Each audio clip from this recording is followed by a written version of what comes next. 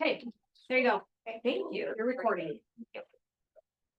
Should say you are recording. I know, I'm surprised it didn't, but maybe because you're the host. It just knew it was me. It is recording, right? Hmm. Okay. I mean, Bradley will kill you, not me. Miss me? I don't know. I would, it is true. I would miss you. Start meeting, no. Oh, yeah, it's recording because this is to pause or stop it. Yep. Yep. We're Okay. recording. Okay, oh, and I accidentally. Who wants to Okay, now read? you should do that. Who wants to read this? Your number one job as a real estate agent is to find ways to get in the path of motivated buyers and sellers. And how are some of the ways you guys have learned how to do that so far? My name I'm is. not very good at it, but I'm starting. Okay. What are some of the things you're starting? Well, I mean, like, just starting, but like, I don't know, like, when you talk to people, get to know them, like, I talk about their life. And then they offer things to you, and then when you find out, like, hey, we might be moving, you're like, oh, really, I'd love to help you. Like, that way, is that?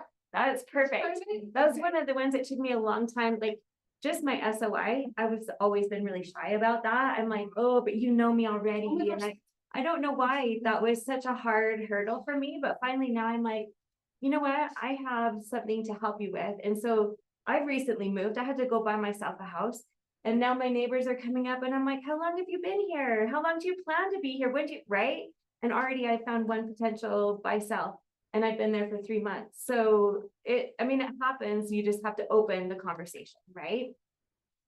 So we're going to talk about you guys. What are some of the myths that hold you back? We just said one, the SOI thing. What's another myth that you guys are like, or something that's hard for you when it comes to finding a motivated buyer Are we talking like SOI or just in general? in general? Because you've learned, I mean, you guys, I've taught the classes before this, so I know you've learned how to hold an open house, right? I'm sure you've learned some other ways to like meet potential buyers. So what are some of those hurdles? Like, oh, if I go to an open house or if I knock on doors, everyone's gonna say no. What are some ideas that you guys have like that? Well, I turned down an open house, so it's a block, well, it was one street over from my ex-mother-in-law. So I'm just saying, that's one thing I would have Because, potentially running into her or someone that she would know or my ex. okay. And what do you think you lost from not doing that? I could have lost the lead as far as like someone else goes. It's Yeah. possible. And everyone has the option, right? Like that's one of the things that's beautiful about this industry is you get to build your business the way you want to. So I'm not in any way saying you should or shouldn't have, like that sounds uncomfortable to me. I don't know that I would want to, but quite honestly, I love open houses. That's where I get a lot of business. So I don't care who I see there or don't see there. But Yeah. I just like, you don't understand, like there's like between her and nieces and the nephews in the area, like anyway. Really, Yeah. It's the, Like I said, everyone needs to get like, that's the beauty of it, right? You get to choose for yourself how, but that's a mindset, right? You have to decide for yourself where your boundaries are. And I think that's more of a boundary that you've set rather than a mindset that okay, you've you're set. right, there- So what's what's a mindset that's holding you back from doing an open house? I've never done one. That's so, that's huge. Yeah, That's a big deal, right? yeah. I've never done an open house. I don't even know what to do or where to start, right? What's another hurdle? Yeah. I think just recently I was walking around handing out some door hangers and going through the neighborhood, and this is literally my neighborhood. I've lived there 5 years. Everybody knows me, you know, but I felt like everybody was glaring at me. And Yes. everybody's like, Yeah. this bastard, like, what is he doing, you know? And it was really uncomfortable. I was listening to a podcast, you know, and once I got comfortable, and I mean, I walked for miles, you know, I my goal was to make this stack in half, you know, and Yeah. it worked, you know, but that mindset was in there all 3 hours, you know, 4 hours I was walking around. Right. Like, I was literally putting myself down and I had to keep building myself up, you know, it was just- Right. that mindset. That's like totally natural. And that's what we're talking about. Like, you know, like you can feel those eyes staring and glaring at you and you're like, I know they're looking out their peephole and cursing me, right? In reality, nobody cares. Yeah. Like, nobody cares. It's all in, and you've already acknowledged that, right? It was in your mind. It wasn't because you knew. But I've literally, like, the last neighborhood I started knocking probably took me about a year to knock my own neighborhood. Yeah. It was so much easier to go and do an open house and knock that neighborhood because I didn't care if anybody knew me or not. Doing business with people that I didn't know or was related to was so much easier for me. It still is. And family is a whole nother ball of wax, right? But they're always interesting to work with. But it really is, a lot of it is mindset and how we choose to look at what the activities are. I have another one real quick. Yeah. Stepping on other real estate agents, like toes or something, like, 'cause I, like 3 others in my neighborhood. And I am scared to death to tell them I just got my license, like, and I'm scared that, like, if I talk to my neighbors and tell them in real estate, I'm like intruding on something that, like, that make believe, like, this is my turn type thing, Yeah. even though they're my friends too. So, and real estate agent relationships are, like, I think it's something to be very sensitive towards Yeah. and acknowledge. But the way I see, like, I have there in my old neighborhood, there's a broker. He's like 30 years in the business. He's an old man.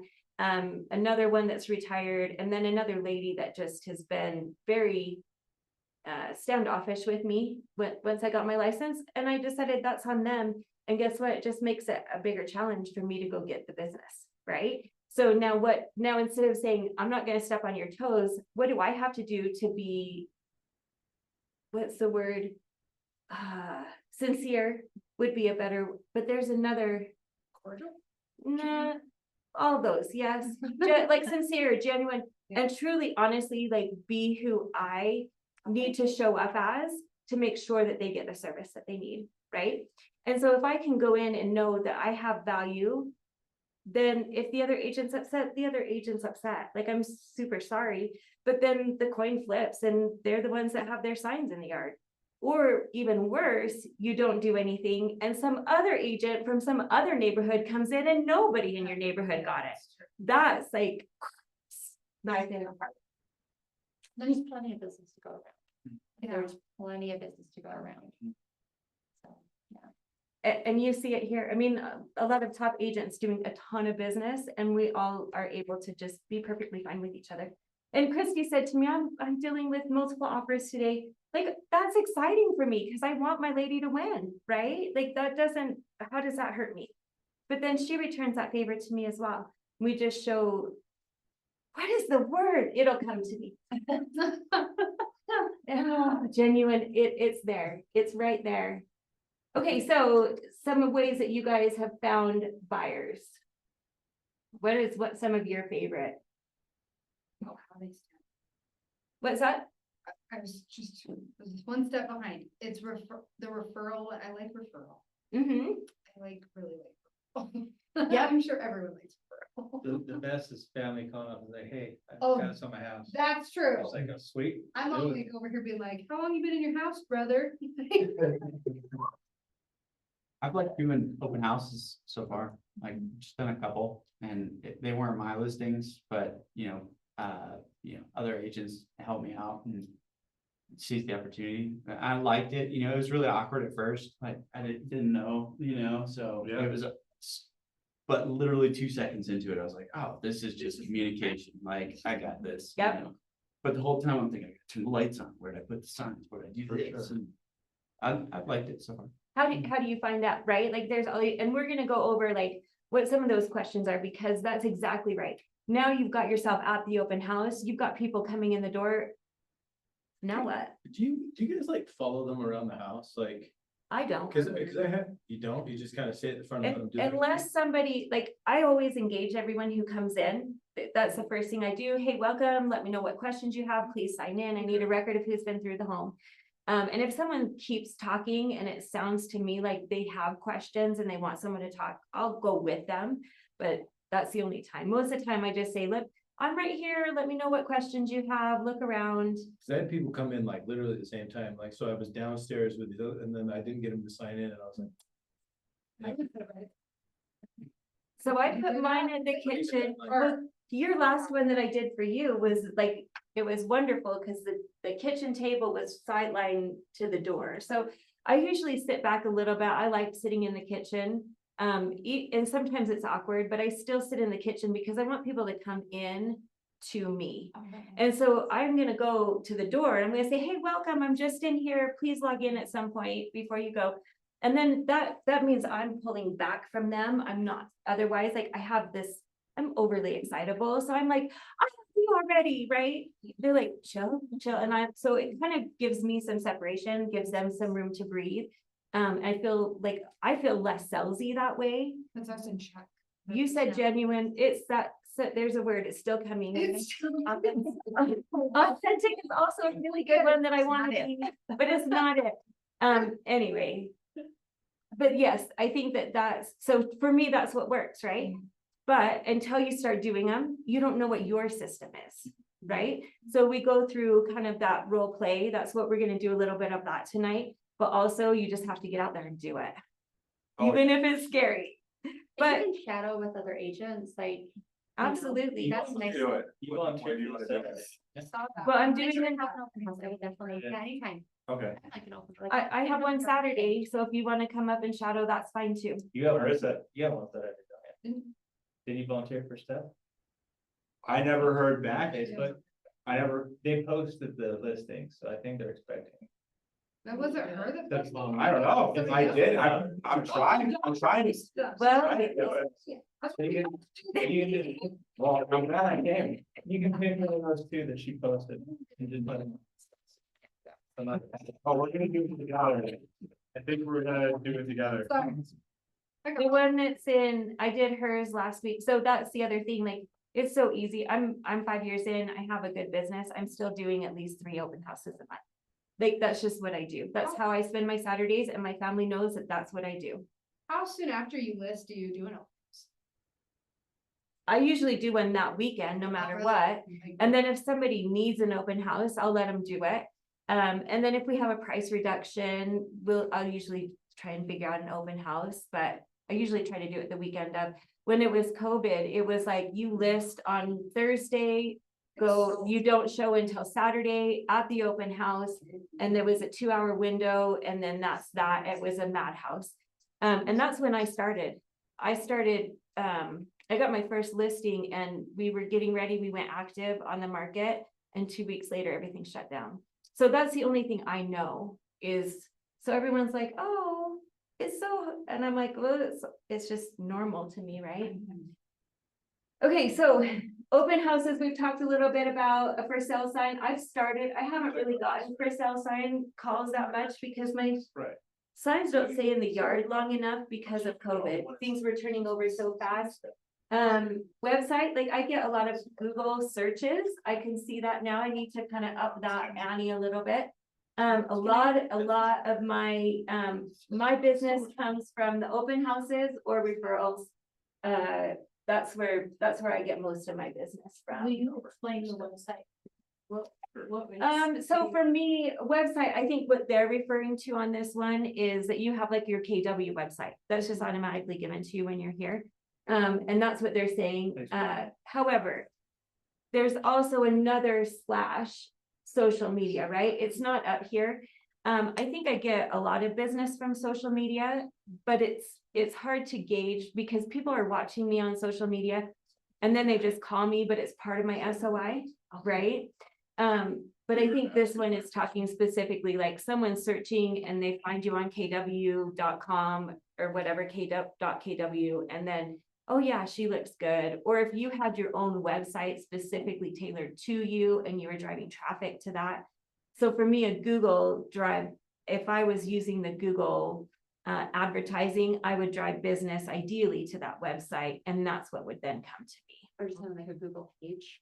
Mhm. Like I've had people from all over the nation reach out because they searched realtor in Utah and my Google page pops up. Like I get random calls from me like all over the nation. They're like, we're relocating there. You had like the most view, like whatever. So just like establishing a Google page is huge, because A Google business a page. Google business page. Yeah. Yeah, I think it was like $200 for the year, which is again, is an expense. But you have to look at, like Brett is saying, are you gonna buy leads, or you get like, where are you putting your money? Cause there is a cost to running any type of business. So looking at where your most bang for your buck is, and you're like, okay, well, I'm going to create a Google business page, and I'm going to make sure like I'm asking people for reviews, even if it's friends and family, like build that page, and it doesn't, So when you do that, then you have to like take a picture of like actually place of business, like for Google Verify, don't you have to come here and do that? When I No. did the process, they were like, you have to go here and take. I have this address as So just the, choose this address and then. yeah, I have this address, but I just have my information. And I don't know, like, mine's free. Mhm. I have a Google business page and I've never paid anything. Yeah, I actually should clarify, because mine has, because I did my connection home, so I have a domain with it. Oh, yes, Yeah. okay, So, there you go. So these are all the different, these are not the only ways, but I think that it's telling what they're wanting us to say is that referrals from friends and neighbors is where most buyers find their agent. So would behoove you to put your time and energy into courting, for lack of a better term, those friends and neighbors. And then sellers, are you going over sellers, or are you just I'm doing doing buyers I'm doing too? the buyer, When the buyer, right? more so like consultation. So this one, I don't know if you guys are going over sellers, because it just told me to do the buyer, but Sellers are. there you go, sellers. Have you guys done, how many of you have your licenses and have access to the opportunities in Command? What opportunities? Do you have access to Yeah. Command? Okay, so in there, see this little handshake guy? Yeah. So if you click on that, a little page will come up like this. And you'll be able to cultivate, you can drag and drop people into the opportunities by what stage they are. So first of all, I'm gonna know who my buyers are. I'm gonna get their qualifications right. We're gonna go over that in a little bit. But once I know that they're like, yeah, this person's like 3 to 6 months, this person's within the next year, I'm gonna put them in my cultivate bucket. And then that way, when I click on cultivate button, then all of those ones open up and I can say, who do I need to talk to today? Oh man, this person was 3 months out and I can't keep that straight, right? But the computer can. So these guys are 3 to 6 months out. I can easily know who to call and who I need to be touching base with regularly. This will be your pipeline. A pipeline, thank you. Ahas already. Look at that. Here we are. Who has an aha? This, Yeah, go ahead. the statistics on the referrals, especially with neighbors. After putting the door hangers on my neighbors, I actually had an explosively positive vibe from it. People were running to me at the school or picking kids up, I was like, hey, I know you and I got your door hanger, a couple people reached out on Instagram, who have sold Avon, for things and know me as not a sales type person, and giving me information on how to be a salesy type person, so knowing that was very validating because of that mindset that I spoke about. Exactly, right? You went from something that was like, oh my gosh, this is hard, it's scary. People are gonna think I'm stupid, they're gonna judge me and not want to talk to me. I'm gonna be a pariah in society, basically, right? Yeah. To oh my gosh, I'm really a good person and people recognize that, Yeah. right? Right, yeah, It's a it big was, deal. it was very validating, yeah. Yeah. It was a big deal. That's awesome. Anyone else have an aha?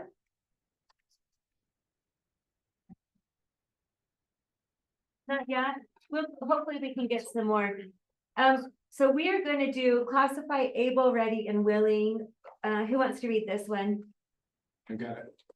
Focus becomes increasingly possible in direct proportion to how clear you are about what you want, when you want it, and what you must do to get it. Okay, do you guys know what you need to get?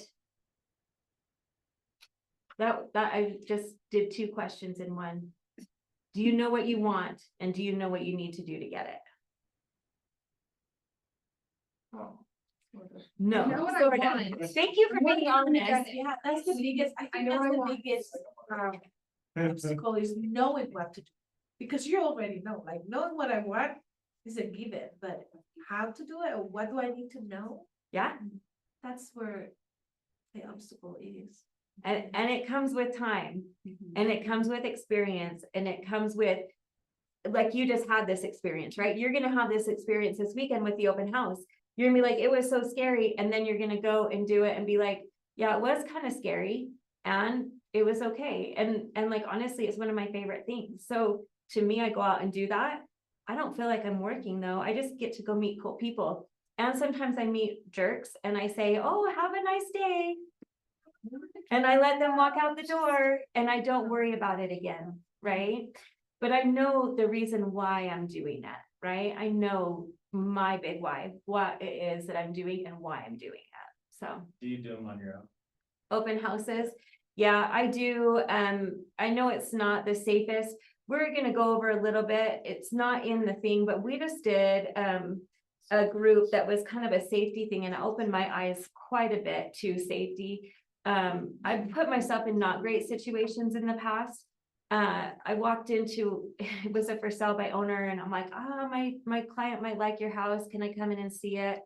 And I still have the picture on my phone. We're walking through the house and I'm trying to like let him be in front of me, and I'm walking around and I'm like, the door's behind me this way. That's how I'd get out this way, that. But then we go upstairs and he's like, oh, I need to show you this. And we're standing at the top of a staircase and he goes, look. And out of the handrail, he pulls out this dagger. And I'm like standing there, like nobody knows where I am because I just stopped at this house, right? So yes, if you're nervous, do an open house with people. I've done them with lenders.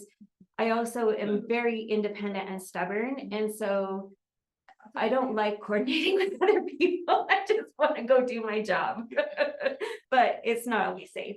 So I think I would say it's like don't walk first, like let them go so that you're behind them, so you're not like trapped anywhere. well, that's what I was trying in my mind, like in my, okay, but now I'm in the basement. It's kind of dark, but the stairs are right there. And if I get turned around, I know the doors, you know, I mean, I'm mapping out in my mind these things, but it would have been smart to not go in the house to begin with, right? Especially as well, because you don't know if they're really selling their house or not. Well, the Or sign if was there's in the yard. somebody else is in there. The sign was in the yard. That's the thing that just to touch real fast on safety is. You just never know who you're going to walk in. Like, people can put a sign in their yard for sale by owner. You hope that they're being realistic, like real with you, but the truth of the matter is you have creeps out there that they just want it like. So you have to be so mindful and aware of what you're getting into, you know, like.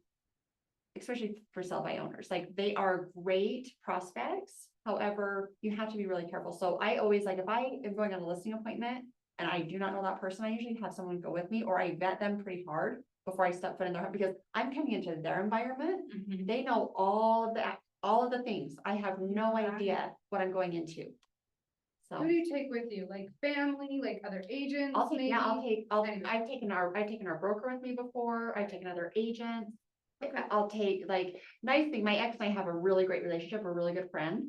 He's a big guy, so like, I'm like, He just comes- hey, yeah, he'll come with me. Yeah, like, hey, I don't feel good about this appointment. If you have any plans, you can come with me, and he'll come and I just like, well, I'm like, hey, this is my colleague, like, he's gonna come, like, we like to do like a kind of a 3-point check on the house, if there's any like maintenance things, he's kind of my guy.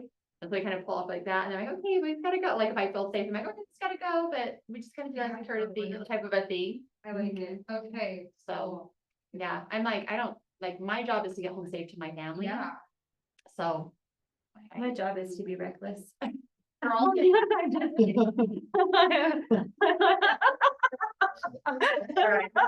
You're trying so hard to be, that was a rude thing for me to say. No. If you ever feel uncomfortable, take someone with you. Another really good person to ask is your lender. Yeah. Once you find either a lender or two, you have a couple of them. I know there's a handful of them that would be more than happy to go with me. And would sit there, and a good excuse, maybe lack of a better term, would be, hey, I'm gonna bring my lender so we can make sure that once we know how much what you're looking for, we can put a real number to that, right? For buyers, I think we'll go over this in a little bit too, but for buyers, so we've talked, like, touching on listings, going to that house. But when it's a buyer and you've met them through a referral or you've got them offline and you've not met them, come to the office. Schedule one of the rooms up front and you meet at the office and they sign your paperwork and you get them pre-approved before you go, because that's another really good way, like Christy's saying, to vet buyers. You show up at some vacant house to somebody that you don't know, like that's scary. You shouldn't do that. Like I had a out-of-state buyer reach out to me on Friday. They're relocating here. The text seemed really, just how they messaged it, I was like, this is a legit person. And so I was like, well, I'm like, I'd be happy to schedule a Zoom with you so we could, because I'm like, I want to see a face-to-face. And if they don't turn their camera on, that's kind of like a red flag for me.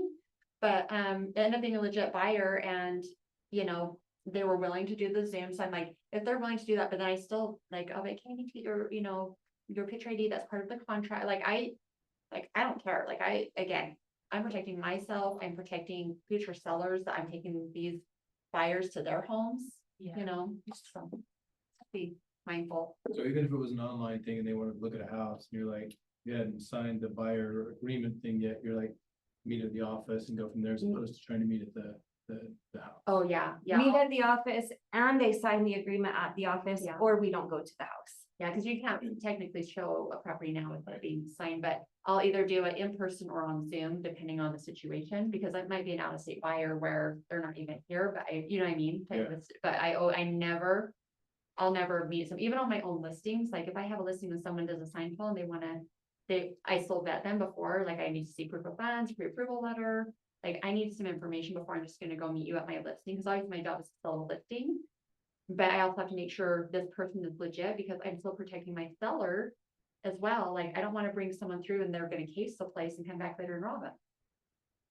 You know what I mean? So, and if they don't want to cooperate, like I have no problem being like, I'm not the agent for you, like, because I'm protecting my client, I'm protecting myself. And you get their ID too. Yeah, if they don't want to give you that, then there's a huge red flag. Well, yeah, for sure, like. Yeah. No reason to not to. Yeah. Do you know what would make someone ready, willing, and able, or in this case, able, ready, and willing? Able is like qualified, are they able to financially even make this decision or choice, you know, that would probably be able part of it. Yeah, for sure. She's also willing. I mean, if they're willing, then they got pre-approved and whatnot. And readiness just, what's their time frame? When are they ready? Like, are they motivated? Do they need to do this like now or? Yeah. Yeah, I like that. Another thing for willing would be, are they actually willing? A lot of people will call, especially buyers, and this is one that I learned the hard way. Yeah, they were qualified. Yeah, their lease was coming up, but were they really willing? So yes, it looked like the pieces were in place, but I wasn't listening for the cues, and I would take them out and show them 5 or 6 or 10 or whatever houses. We would never find the right one and they would renew their lease. And it came back to, they weren't truly willing, right? And during COVID, we were actually saying willing to do whatever it takes to get the deal done, because a lot of buyers were having to put a lot out there, right? They would have to maybe waive some of their protection. They would have to put in extra earnest money. Were they willing to do that? Because if they're not willing to do what it takes to get the house, it's not worth your time to go take that person. There are a few buyers where I'm like, I just kind of like you and I like your style of houses and I want to go learn with you. So we would go look at houses. They were pre-qualified. Someday they might do something, right? I mean, that's not the technical way of doing things, but there was just a few people where I'm like, you know what, this is a good learning experience for me, especially in my first couple years. Another thing that I did do that this isn't here is that I would show for other agents. So if another agent had a showing, they weren't able to come, people knew that they could call me and I would take their client out. I would be respectful of the other agent. We would look at the house. I would get the information from the buyer and I would get that back to the agent, right? I made a little bit of extra money on the side and I got to go have the experience of go walking people through houses. So then when it was my client, I was completely comfortable with that because I had already had that experience. But would you mind talking more about that? People who already have a contract with an agent You When can't talk to you them. So- can talk to them about what you can do So with them. let's just pretend Christy has a buyer, okay, but she's going out of town for the weekend. And she's got a client who needs to buy house, and there's one that came on the market, and the only time they can see it is on Saturday. So Christy calls me and says, hey, I've got this client, I'm going out of town, but they really wanna see this house Saturday, can you show it for me? And absolutely, I will, Her being okay with it is an important part of that. Yeah. that's the only way, Okay, okay, That's that was the more what I only was way. getting at, was like, yeah. because a lot of people who I know already, well. Yeah, But not here's- able, they're willing and they're ready, but they're working on like their credit or getting the down payment together or whatever, and they already have an agreement with other agents, and I tell them like, I don't know how much I can really talk to you, and You shouldn't be. If they have an agreement with another agent, you shouldn't be talking to them about real estate. Excluding, Well, it depends on how the representation is, because if they're only represented for one property, then it's a whole different. kind of works. that's changed since, yes, that's true. Yeah, so you have to be clear, you have to get clarity from them. If they, with how the representation agreements are written now. You can have, you know, they might have met this agent at an open house and they signed like a one property only representation. right, And you want to clarify with them, because obviously you don't want them on the hook for 2 brokerage fees, right? And so just saying, you know, obviously, like if they've been working with that agent for quite some time, that's a whole different ballgame, but just asking the question like, you know, do you know if they signed just for one property with you, or like, are they showing you homes in Salt Lake County, not Weaver and Davis County? What is your oh, agreement with them read? can the agreements be broken out by county Yeah, like that? So should I just ask to see their agreement, or is that too much? Yeah, like, is there a way to find that without explicitly asking them to show you? So part of our fiduciary, if we are going to sign a representation agreement and you go through the contract, it will ask specifically, have you signed another document that's with another agent? It's within our scope of fiduciary because we want to make sure they're not on the hook for a second brokerage fee. Right? So asking the question is not a big deal. It's where you start volunteering information. If they're represented is where you're crossing the line. Does that make sense? So, but let's say they signed a representation agreement for an agent to showing them homes in Salt Lake County, and they get working with that agent, but then they meet you at an open house. They're like, we're gonna head up north. We heard it might be a little bit cheaper up north, and we come to an open house you're holding in Weaver County, right? And you start talking to them, and they're like, gosh, we're finding we're getting more homes for our money up here. It's a whole different, like, they could have you representing, like, that agent could be representing them in Salt Lake County, and you could represent them in Weaver County. Really? But you have to be crystal clear of how their contract reads. And How would you find that information? you can ask them for it. If you go through the contract with them, say, have you signed another agreement with us with any other agents? Because it's after it in there. And if they say yes, say, you know what, I would like to see a copy of it, so I make sure how you, yeah, I'm not overstepping, number one, and number two, what your agreement is. It might have been for a day, it might have been for a week, depending on 2 years. you never know, right? So that doesn't hurt to ask for clarification. Now, where you go wrong is if you get that information and they are still truly represented and they're represented in all counties versus just Salt Lake like they thought, Right, then you're like, okay, then you've got to explain to them, you're actually represented by these guys throughout the whole state. or but it was whatever. still okay for me to look at the agreement.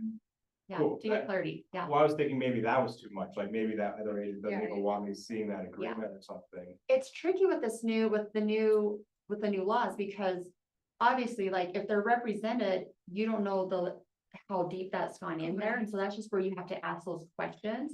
And if you're like, you know, they're like, yeah, they've been showing us homes for a couple months, you know, you want to get clarity, and we might need to have Sean, like, give better guidance on this, because I definitely don't want to be misspeaking.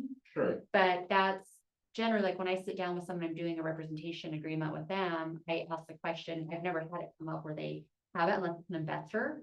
Because investors, they'll hire multiple agents, depending on where they're looking. right, And I've encountered that.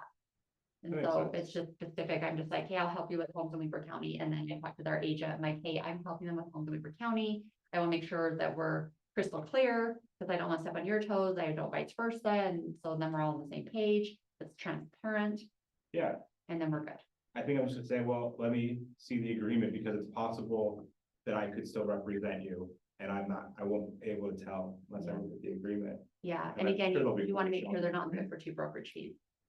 Well, yeah, I wouldn't wanna, Make sure you're doing. for lots make of sure you reasons, express it's it not really about making them pay more, it's more like. That seems. Like a huge violation, like if they already have the agreement, me trying to represent them. When they're already supposed to be being represented by someone else. Yeah, I wouldn't want yeah, that happening to me. right. And that's the thing, like, if you solicit someone that's represented, that's totally against It's it. It's unethical, yeah. unethical. What does soliciting mean, I guess? Meaning like you reach out to them, For you reach out to business, them for the same business. for the same business. But if they're my friends already, and I'm like, we have a good relationship, So in those kind of situations, I say to people, because I've had buyers and sellers ask me similar questions. yeah. And that is, you know what, I'm sorry, but you're represented by another agent. And at this point, it's really not my place. If there's a problem, that's something you need to talk to your agent about. Because at this point, and I say, and I always tell people very clearly too, as well, I am transparent in how I do my business. I say, you know what, I just don't want there to be any confusion, and it's really not my place. Now that you signed that agreement, I really don't have any place to be talking to you about this. If for some reason that contract was canceled and you have questions, I'm happy to help you then, and I'm more than willing to help you then. But while you're in agreement, it's my place to stay out of the way. Yeah, I have that happen to me, like one of my coworker, she have her house listed, like recently with somebody else's. And it was when I was just telling her like, hey, I was like, okay, just let me know, I just Yeah. like, well, but I feel comfortable with you, can you help me buy? I'm like, no, but now that you guys are talking Did about. she have an agreement with the other I agent know, to I buy? didn't ask those questions, 'cause I didn't Good know. help. So she didn't ask those ladies, she's from listing, huh? Yeah. So I'm gonna ask her tomorrow. Yeah, yeah. And then after that, I'm just gonna settle that. And then leave the door open for them to say, if anything changes, let me know. If for some reason that contract or that agreement doesn't work out, let me know. Because you've left the door open for them. You've stated your boundary that I'm not going to be in a violation of that agreement. If that changes, I'm more than happy to be here for you, right? And that's for me, that's how I handle it every time. Yeah, same. Whether it's a buyer or a seller. I just want to keep my nose clean. I'm gonna not step, and I say, oh, I don't want to step on anyone's toes. It's really not my place to say that. But I would rather err on caution on that one than cross that line and have to just, I mean, at the end of the day, I have to look at myself in the mirror, right? That's number one. But number two, I do not want an ethics violation on my record. It's not worth it to me. Yeah, Well, and like, I think they were saying, some people who were doing this were saying something like. If you had to go to a doctor for something major, because buying a house is something major, that you'd get a second opinion. But it's- Before you sign an agreement with another agent. Ah, Yeah. They've okay. signed. They've you- signed it. You gotta, you could, you could be like, if you ever, All right, sorry. for down the interrupting, road, but it's- before you do that, Yeah. I could be your second. Well, that would make it, are they able? If they've signed an agreement with another agent, they're not able to work with you. They Oh, might be that's willing, they might be ready to work with you, but if they have an agreement, they are not able to work with you.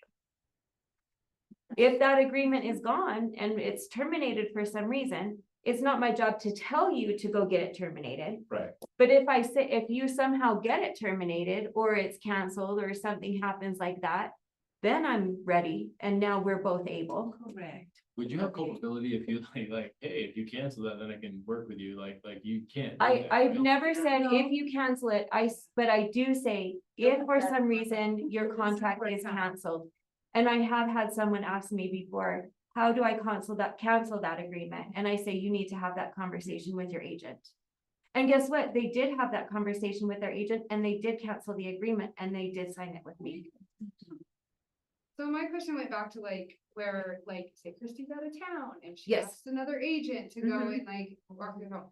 And they're asking you questions about like, or they're like, we wanna make an offer. Yep. How do I handle that as not they're like substitute? How do I Yeah. handle that as a substitute? So first of all, you remember that their agreement is with the brokerage, with Christie as a representative. I also represent the brokerage. Okay. So that contract doesn't necessarily include me, but it gives me that ability, right? Oh, So I got can it. only show for people that are in the same brokerage with me. So that's the first line of defense. Good to know. The second one is, I'll give people, like, I'm out showing a buyer, obviously, because that's how you do it, but I'm out with a buyer and I'll say, oh, of course, your agent, Christy, in this case, has talked to you about an inspection, right? This is something I would have an inspector look at. And then I put it back to Christy. I say to Christy in my text, because when I'm done showing, I get back and I send a review text that says, here's what we looked at. I have them scored on a scale of 1 to 10, and then I report back. They gave this one a number 7. This is what they liked, what they didn't like, and we talked about these things. So it's completely reported back to her. But I am not in any part of the negotiation. If they You're- start okay. talking about negotiation, I You're say, oh not. my gosh, that's a really good question. Talk to Christy about that for sure. So, okay, I got it. Chrissy's gonna read off. Yeah, Yeah. even if Christy's out of town, she's gonna write the offer.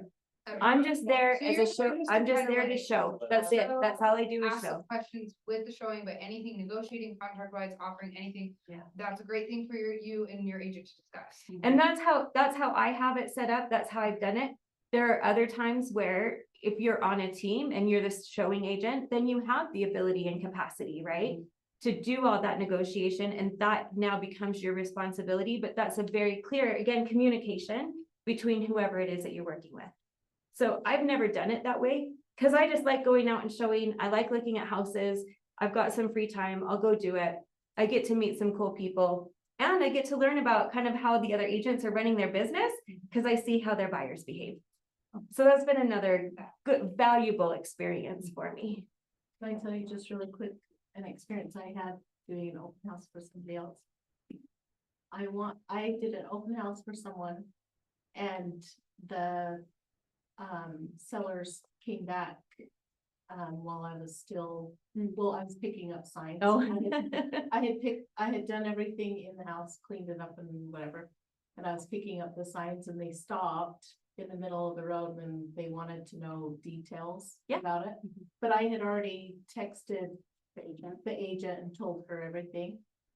And so then I said, oh, I let her know you can, she'll pass on the information, I'm sure, or whatever. Exactly. But then I talked to the agent and I said, hey, this is what happened. She was like, oh, you should have just told them everything about and I was like, oh, okay. I'm not, I would have I'm not done it for- exactly how you did it. okay. Because again, I don't want to step on any toes. Yeah, I don't want an I'm always ethics worried about violation. I don't want to say one thing and it's interpreted by the other agent a different way. I just always refer back to their agent. Oh my gosh, we had a really great open house. I'm excited about it. I gave the report back. You guys can talk about that. And yeah, when you're holding open houses for other agents, ask their expectation, and if they have, most agents should have an outline of what they want their open house to look like what they expect when you're holding. their Most home open. agents don't do that. Okay, well. So ask them, like, what their expectation is, what they, like, do they want you to report every hour, like, when it's beginning and ending, like, and then if their client comes home, what does that interaction look like? Like, you can be proactive and ask those questions, what they're expecting, all the things, but yeah. I thought it was like, oh, I know I'm just brand new at this, but I think if it was my client, I would want the agent. information and then to pass it on. Yeah, I err on keeping my mouth shut in those okay. situations. okay, same. Because if the other agent wants them to have the information, the other agent will give it to them. Yeah. And they should, I mean, in all transparency, they should, but I'm not the one that has the agreement, so it's not my place. That's the way I see it. I'm there to show the house, and if a buyer comes that's not represented, that's my opportunity, right? So that's what makes it the win-win, but I'm not there to cozy up to the seller. I don't think that's appropriate personally. Okay. I think A, B, and C. So this is where they're having you categorize it, and it goes back into opportunities as well. I use A, B, and C a little bit differently than this. For me, and I think you do something similar as I do. You've got your A's are really people who have done business with you or referred business to you. So I use that classification and ABC. A B is someone who I'm pretty sure is going to work with me when the time comes. And then a C person is I've got their information, I'm gonna be sending them emails, but I'm really not gonna put a ton of effort into reaching out to them. But I wanna stay in contact with them. So if they are ready, hopefully they'll call me. And then I have an A+, and those ones are ones who have bought or sold and referred someone to me. And then there's like I do VIP, so there's A+ and A people. Those people get extra things with me throughout the year.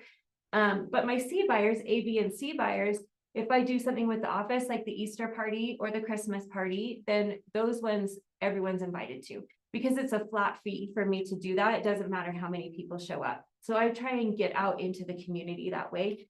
But these A+, A, B, and C, that is kind of how I justify my budget of how much money I'm willing to spend on those people to continue to stay in communication with them.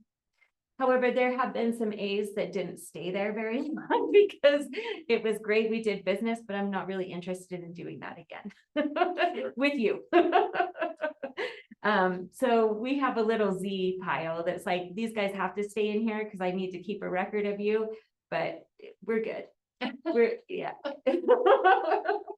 And see formation. That's right. I'm gonna put that in my database. Thank you. 'Cause I can't remember. I use people anymore because. And that's all they have is a Z. That's all they have. The only tag that they have in opportunities is Z.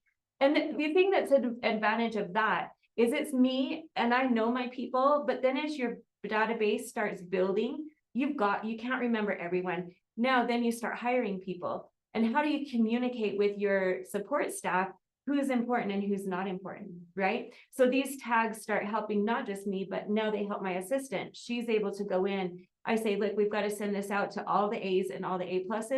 She gets it open. She sends me the mailer, the labels, and I just get to ship it out. So it is very beneficial to have that. I see what they're saying in that they're saying the A, B, and C timeline. So I don't know if there's a better way to do that or a different way to do that. Because it is good to know.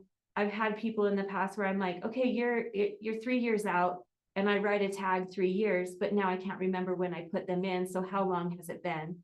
And where am I on that stat of 3 years, right? Am I at a year? Am I at a year and a half? Which means I need to start getting on the ball.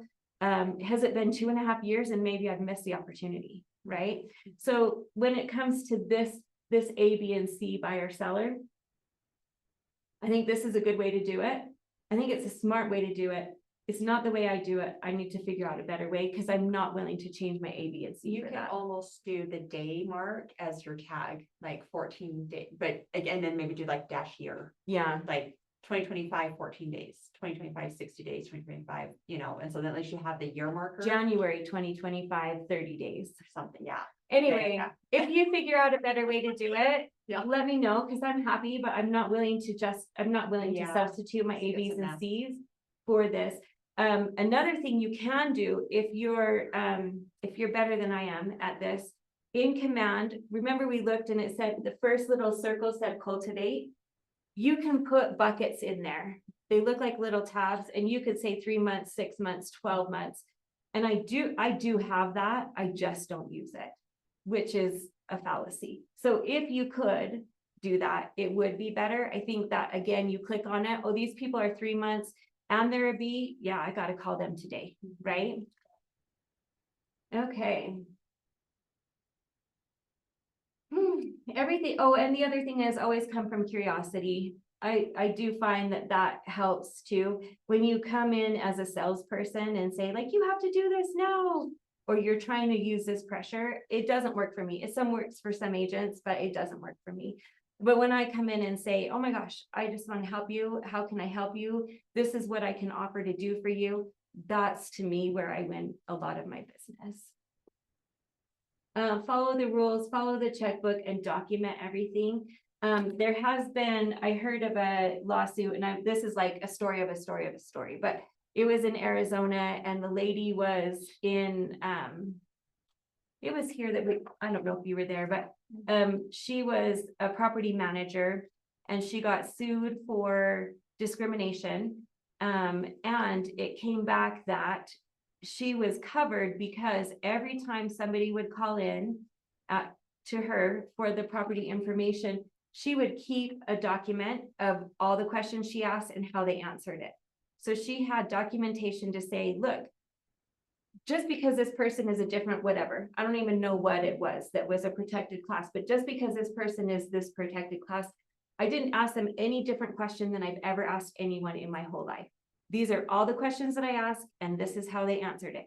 And here's my stack of everyone that I've asked these exact same questions, no matter their ethnicity, no matter their race, no matter anything, right? That was her. So that documentation is a big deal. Again, do as I say and not as I do on that one. The same with the checklist. That is another way. Okay, well, so I've got documentation of here's my questions, and then this was my checklist of everything that I've done for everyone. Just don't sue me, bro. That's what I tell all my clients. Okay, so this one, have you guys seen this before? What time do you need to start? 6:30. You start at 6:30. I'm done then. Got a little off track. That's right. We fell down a rabbit hole. But the conversations are great. Yeah. Go, this one right here. Do you have a copy of this? Tell me yes. Yeah, it's in the. It's right here in the agreement. Perfect. Oh, look, we're done anyway. The last thing I have to say is LP Mama. Have you ever heard of that? No. Write it down. Another act. Everyone that's been in script practice has heard of it. Oh. LP Mama, then what did, Jason, what does it stand for? Get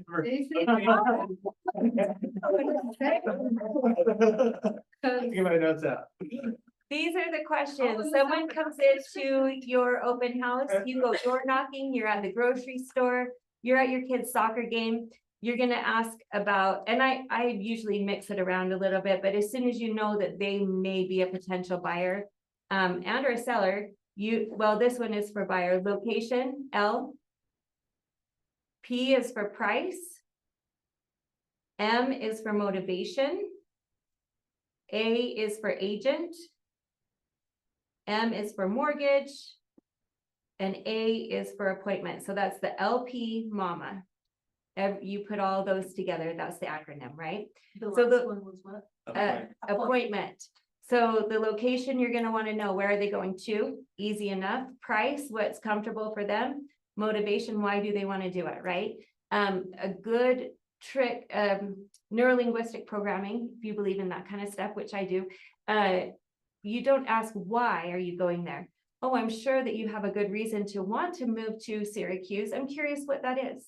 So why it turns on a defensive mechanism in people's brains, okay? Because why, right? You remember that when you were a kid. That's the motivation agent. We've already touched on, yeah, see, there you go. Yeah.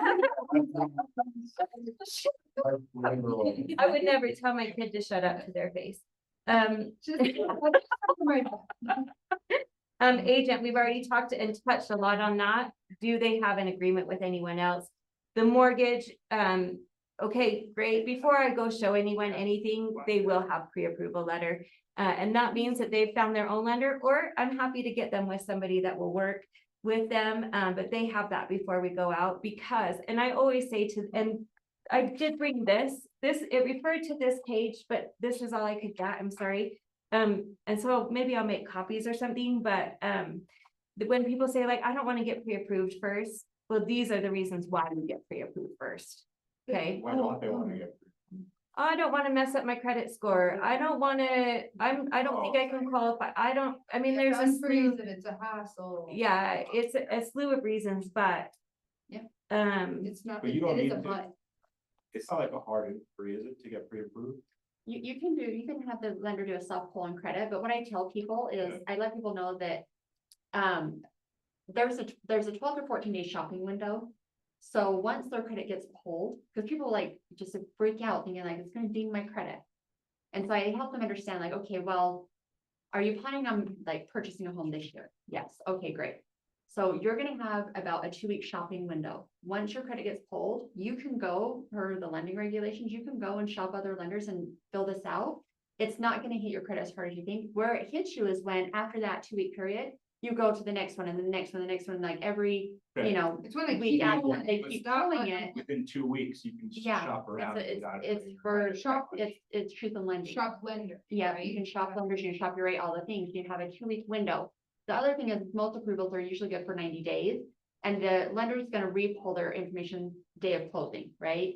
So their credit's gonna shift a little bit, but again, where they get dinged is when they get into the transaction, they're like, oh, maybe, do we wanna go see about this other lender, like see what that looks like? It might hit them a little bit, but it's when if they do another and another after that. You Yeah. just have to Explain how it works. explain how it works and educate them on that and just again, remind them, say, look. If you just do it in this window, you're gonna be fine, and it might give you a little bit of a blip. But if you choose like not to move forward, and then you're doing other inquiries, that's when you're gonna have a hit. But the minute you get into your home and you make that first mortgage payment and then the next one, you're gonna see your credit score coming right back up. Right, So yeah. unless you're trying to buy 2 houses. Done. Yeah. I'm gonna do it. 2 houses. Anyways, Oh,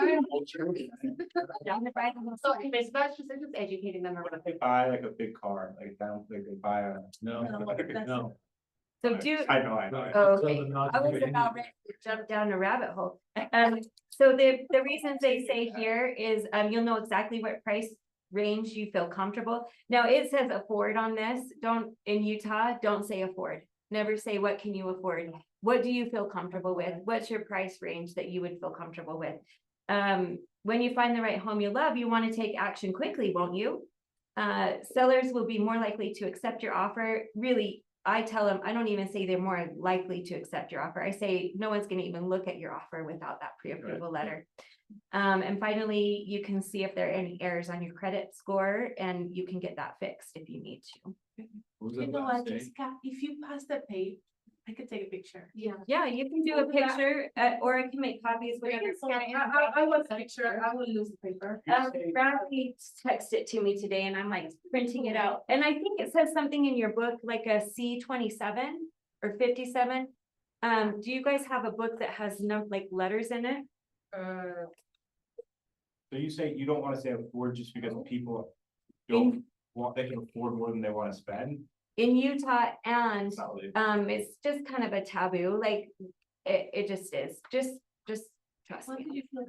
Does anybody want it? Yeah. Yeah, Why is it weird that way here and not like other states? You guys are little. I don't know, I stopped, when I was 16, I worked at a burger place and I was telling people, oh, do you wanna add cheese? It's whatever, 50 cents more. And some guy like bitched me out and was like, I can afford 50 cents. Why are you acting like I can't? And then ever since then, I just assumed like, they know they can afford it. I don't need to, most of the time they can afford more than what they want to spend. yeah. And if I go in saying, oh, we're gonna spend the top of your budget, they're like, no. Sure.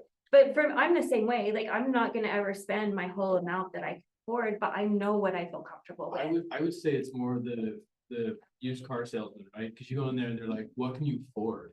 Like what's the maximum amount of a car that I can give you? If you do that, it feels the same way, like you're, oh, I'm gonna steer you to the highest price houses.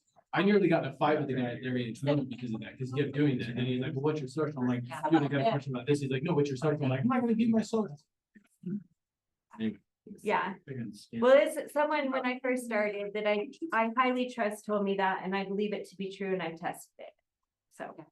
And then the last thing, the appointment, and I'll leave you with this, don't ever end a conversation without scheduling the next appointment.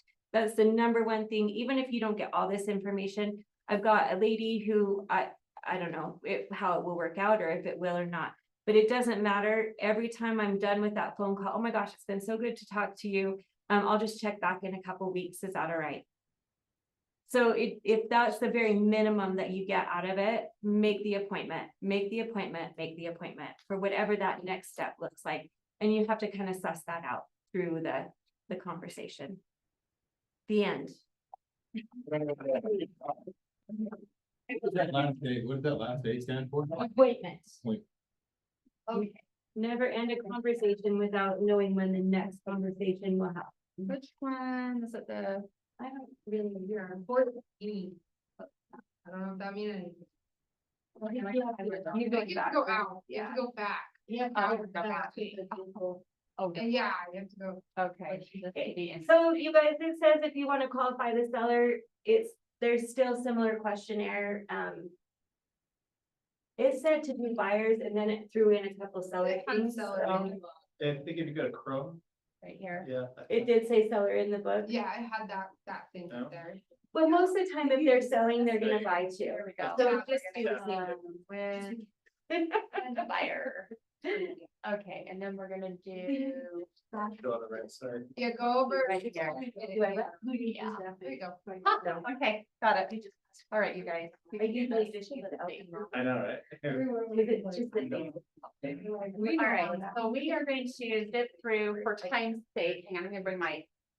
Just so I can get, I like to be respectful of people, of your guys' time tonight, so we're gonna zip through a lot of this, so who wants to read this first? The right approach to close for a meeting is the only approach, just ask. Yeah, so like Jessica was saying, ask for the appointment, like, you're having conversations. You know, I always say go for it, like, the worst that you're gonna say is no. That word don't, yeah, it's not gonna hurt you. And if you don't ask, the answer's already no. It's already no, so like, either way, it's gonna, right, if you don't ask, it's no, and you ask, it's no, at least you asked. And maybe, And in my opinion, no, it just means not yet. Until someone tells me pound sand, like, no, it means not yet, so. That's how I look at it. I will keep asking until they tell me to go, so, respectfully. respectfully and kind. Respectfully and kind and- Curiosity. Out of curiosity and with information, so, okay, A buyer, so I'm just gonna zip through, you guys Yeah, we have remember, seen that you've seen quite a this bit. probably over and over We've seen again. that so much. Have you seen this? No. Buyer service cycle, okay. That one, Okay, so, so with the buyer service cycle, obviously, leads are gonna generate 2 appointments. This is just gonna show you kind of the cycle of servicing a buyer, so preparing for the buyer consultation, you have a buyer consultation, so Jessica talked about preparing for a buyer consultation, asking for the appointment. I'm gonna talk about the buyer consultation, and then, I think the next sections are gonna go into, like, finding the home, offer negotiation, that's gonna be in your guys' next classes. So we're really gonna focus on the buyer consultation, for the rest of this section, okay? So getting the appointment, I'm gonna zip through here. Okay, so keys to converting your A buyers. Obviously, speed to lead, right? Respond right away to lead inquiries. Why would we do that? because first on mind, like, first do it, boom. Yeah, Well, and also like if you don't do it quickly, they're like, oh, you don't really care, I'm gonna go somewhere else or. yeah. I'll give you guys a really good example. So I was on spring break 2 years ago, spring break 2 years ago. And I had a random phone call, like out of state number. I thought it was a spam call. So like we were out golfing. I wasn't like, I'm like, it's probably spam, whatever. And then I noticed they left a voice message and then they text me. And I was like, I looked at it and it was a lead. And so I heard and called. And the guy was like, you're the only agent that he's like, you're the 6th agent I've called. You're the only one that has called me back. He's like, I want to sell, I have a condo in Clearfield. I need to get it sold. When can we meet and when can you sell it? And I Okay. was like, well, I'm currently out of town. I'll be back on, this day or whatever. I'm like, it's actually in my service area, so I'd be happy to walk through it. He's like, well, it's vacant. Here's the access code. Like he was giving me all the stuff. He didn't even we didn't even do a consultation. Yeah. And so I was like, is this guy for real? And his name was, so let me just back up. His name was Bill McCracken. He was like, this is Bill McCracken. I'm like, is this his name? Yeah, I'm like, I'm like, where's that picture? Seriously, I was like, oh, anyways, long story short, turns out it's a legit listing, like it's a legit, all the things, and turned out, sold his condo, picked up a buyer from a sign call, sold them a property, we just bought their next like I've done 3 my deals off gosh. of that one call because I answered my phone on spring break. And it was a lead inquiry. You could like be like, I'm on vacation to your actual clients at the moment. Yeah. Be like, I'll get back to you, get back to this person if you have questions going on. But if it's a lead inquiry, you're like, boom. Yeah, well, and for me, like usually like something like that would just gone to voicemail, I wouldn't even checked it, but it was like, he left a voicemail, he texted me and then Yeah. like my voicemail Voice came is crazy through versus and I was like, I gotta call this guy back, like clearly he needs something and I don't know if it's legit, but it's gonna take me 2 minutes of my time to return a phone call. Yeah. And it turned into like, I've made 40 grand off of that one phone call because of the 3 transactions. That is worth thinking. Yeah, so anyways, okay, get valid and complete contact information, save it to command and create an opportunity. Why do you think it's a good idea to get the valid, complete information? Because it. Otherwise, it's Yeah. just junk in your database, right? Determine their motivation to buy so you can speak to it, which Jessica talked about. A lot of times when we know someone's motivation, it helps us when they're coming off the rails or they're talking themselves out of, man, I don't know, the interest rates are so high, or I don't know if I could afford this payment. If you know their motivation, it helps you get them back on track to why they started in the first place. So understanding what their motivation is very helpful to converting that buyer into an appointment and consultation, right? And then setting the appointment time and date as soon as possible. So I always, in my calendar, I have my calendar blocked out with specific times for certain types of appointments, so that I know when I'm on, like, you know, if I pick up a phone call, I'm not like, well, hang on, like, I know, well, I have tomorrow at 2 or Friday at 9, like, which is work better for you? And if they're like, well, that neither of those times work, you know, I'll say, okay, what's your soonest availability? And they're like, well, could you call me in an hour? Actually, I can't, but I can meet you at 6 o'clock tonight. Would that work for you? You know, type of a thing. So, always set it as soon as possible, because again, speed to lead. If you guys aren't setting it, then they're gonna call someone else that will. And that's where we talked about Or the someone's boundary. gonna accidentally call them and then all of a sudden they are available tonight, and it's not even the buyer actively going out. It's someone accidentally crosses their path. Yeah. And gets the agreement first. Yeah. And that's where we talked about at the beginning, like protecting your boundaries, you know, like, obviously, if you are able to work and do that night and that's okay with your boundary, then do that. But it's still, like, you have to be, it's a double-edged sword type of a business, and it's a balancing act. But I can't speak enough about that, like, protect your time at all costs. Okay, seven close to appointment tactics. This, I believe, is in your guys's, hang on, I'm gonna pull up your guys's workbook, because our workbook and your guys's are two separate things, and I think they're like way different. I'm pretty sure you guys have, yes, you guys have this in your workbook, right? Okay, but you don't have the fillers, I believe. So hang on, let me just quickly find that in my workbook.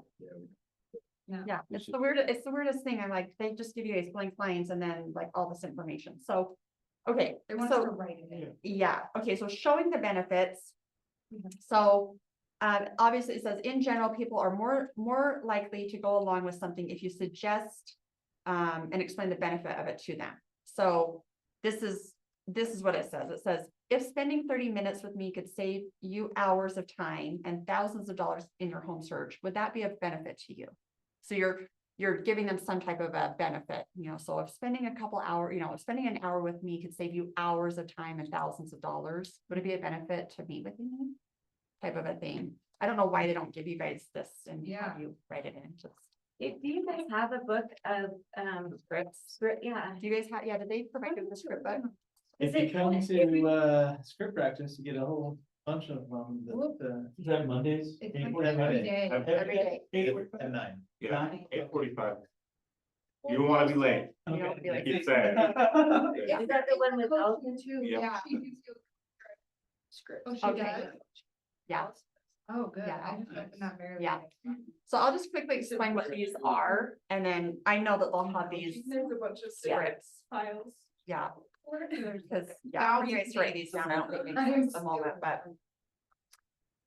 The take back close, it says this technique puts a tempting offer in front of the buyer and subtly creates a fear, like FOMO, like that they're gonna miss out on it. So basically you say, I've enjoyed talking with you. To be honest, I don't know whether I can be of help to you or not. However, I'd be honored if we could meet to find out. Sounds like we went over this. So that's the take back close. Yeah. Yeah. That's the take back close. Then you have the negative positive close. It says this is a way of backing into an appointment to close. Would you be offended if I asked if we could meet to go over all of this in a little more detail?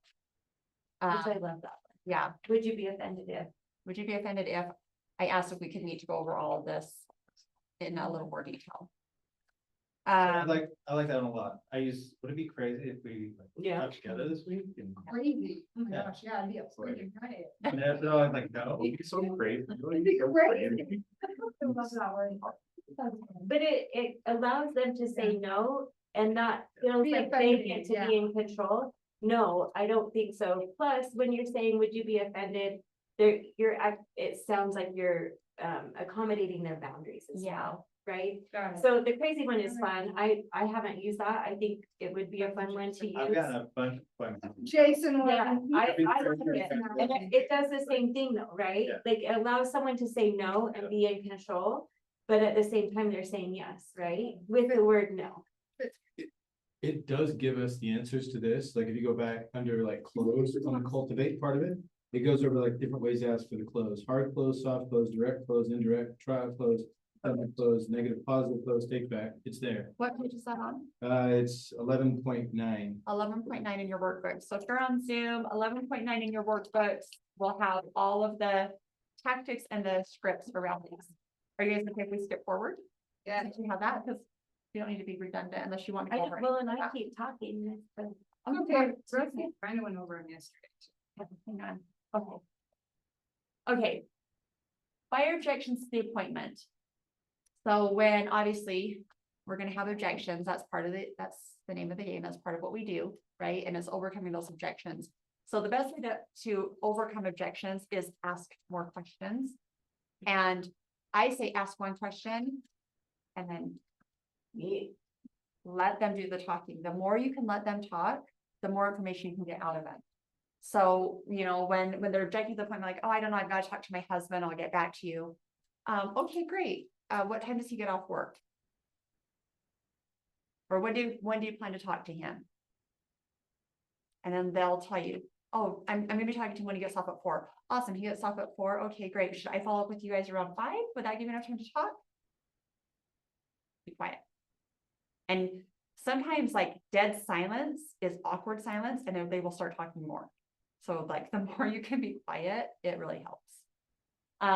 Empathize with them. Obviously, like you can, I'm an empath, so I can feel people, but that's a different story. But you know, being able to understand, like if someone's like, you know what, like you can hear kids screaming in the background, like they just got school pickup done, and you can tell they're kind of frantic, you know, speak to their feeling at that moment. Like, gosh, it's so I can tell there's a lot going on right now. Would it be better if I call you in about an hour? Would that be okay? Because I want to be respectful of what you have going on right now. It sounds like there's some stuff you're dealing with or whatever, right? Like empathizing with what they might be going through.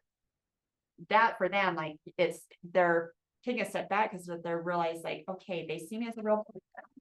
They see me as a person. They're understanding that I have something else going on right now. I'm not trying to blow them off, but I really don't have time to sit here and listen to their spiel because like my 5-year-old just dropped milk in the back of my car or whatever, you know, like whatever happens in the chaos, right? Identify the real issue. So when, again, whatever the objection is, whether it's to the appointment or whatever, you know, find out what that real issue is, why they're hesitant. And again, just being curious, you know, ask them like, help me understand that a little bit better so I can, you know, it sounds like I haven't given you enough information. Help me understand, you know, what you're questioning, maybe not what you're questioning, but help me understand better what you're needing to make a better informed decision. Because maybe I didn't give you the information correctly or whatever. And then urge an agreement or offer solution. What would you say with that, Jessica? So one that I use very often for a listing appointment, I'll say, you know what, if I can come over and look at the house, make sure that I understand the condition of your home, we can go over numbers, and then I have a calculator that can show us the net sheet. And that gives you an opportunity to see what you really could walk away with. Don't you think that would be beneficial? A good tie down. Yep. And then actually, yeah. And then sometimes if they're still like, oh, you know what, I get it. I just really think that knowledge is power. And I think that if we can go over these numbers and then you can really understand what your new down payment's going to be.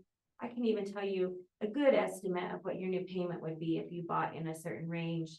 I just, don't you think that's a good idea? I used that today. Yeah, and got the appointment for next week. So Yeah. that one's very common. Yeah, finding the solution of Yeah. what their pain point is and finding their motivation and their pain points will help with offering a solution. And then urge an agreement, obviously that's getting the appointment. But don't read it wrong and see argument. Yeah. Urge an argument. My bad, sorry. We're gonna battle. Okay, ahas on that, or those sections so far. I know we're like blowing through this, but I wanna make sure you guys have. Well, what's a net sheet? Like you create a net sheet? Mhm. Yeah, so I use First American Title and they have a tool in their thing where I can just go in there and click on a calculation and it will say, here's the property. It will pull the tax information for that property. If you sold for this much, you have this much owing on your home. Let's say we have these other fees that come into play. Is that Cake is there? In First American? I use Enrique Luera. I'm happy to share his information, only if you tell him that I sent you. Okay. But I've been using him for 5 years. He has chased down a literal check from FedEx for me the morning of trying to close. Like he's incredible. Anyway, but then it goes through and it does, let's see what else. Any fee, the title Title fees, fees. if you wanna, if there's gonna be like, if it's certain other fees, payoff check, blah, blah, blah, closing costs, and then it also includes how much the commission fees are gonna be. And then at the bottom, it says this is your net income. And there's other, or net, whatever. Proceeds or, yeah. Yeah, Okay, yeah. however, there's other ways to do it. I've seen people build a net sheet before and used it in the back. That's where I started, but for me now, it's just so easy. And I can do it in real time and we can sit at the kitchen table and I can go through that net sheet with them. Okay, but what if I did this? And sometimes if I need a price adjustment because the house isn't selling, we can say, look, if you sold it for this much, this is what you would net. If you sold it for this much, this is how much you would net. Oh my gosh, it's only $2,000 difference. And they're like, oh, yeah, of course we can do that price reduction, right? Anyway, that's the net sheet. There's a guy going to do one of these guys like the app. Fidelity Agent One. Yeah, it's, I forget his name, but Ronnie. there you go. Mhm. Yep, with Amicus. Yeah, there you go. Mhm. There's a lot of good ones There's a out lot, there. yeah. Any other ahas? Applying the benefit to like your services in the Mhm. call Mhm. and instead of like, I don't know, that kind of stuck out to me. Yeah. You're being there for somebody, you know, it's a big transaction, so Mhm. applying your benefit. Yeah.